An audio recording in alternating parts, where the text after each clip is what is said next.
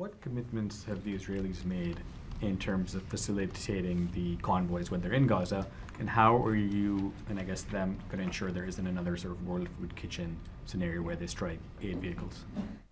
I think that's a great question, and that's why we have the two deconfliction cells that have been set up in Cyprus and in Israel.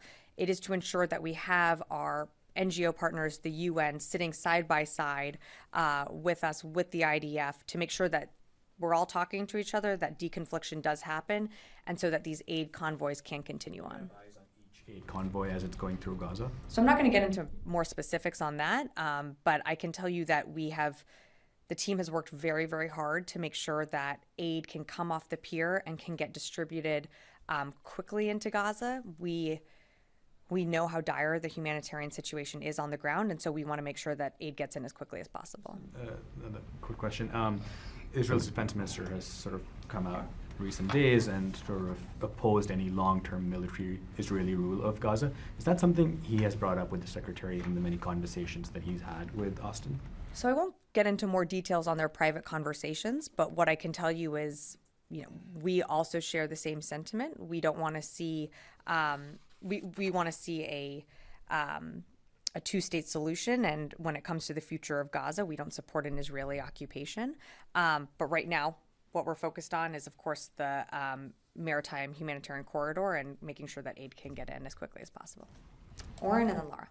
I have a question about Rafah. Sure. Over the course of the past several days, since May 7th, when Israel first went into Rafah, you called it a limited operation, and yet we have seen Israel push farther and farther in. Do you still believe this operation is limited, or is this simply a full-scale invasion in incremental stages? We do not believe that at this time, right now, that this is a full-scale invasion. We still assess that it is limited, and what the IDF is doing is limited in its operations. But to be clear, we don't support ongoing operations in Rafah, given the size and scale of a humanitarian population there. And we've said that both very publicly and privately to our Israeli counterparts. Just a quick follow-up. When you say we assess that it's limited, are the Israelis not telling you their intent with Rafah, what they intend to do or how far they intend to go? Well, I mean, I think the Israelis have said pretty publicly that they want to get rid of every single Hamas battalion that still exists in Rafah. And our concern, we share the sentiment. We certainly want to see Hamas eradicated and destroyed, but what we or defeated.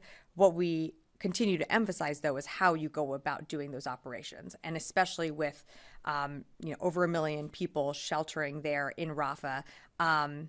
We have our concerns, and we've certainly shared those concerns.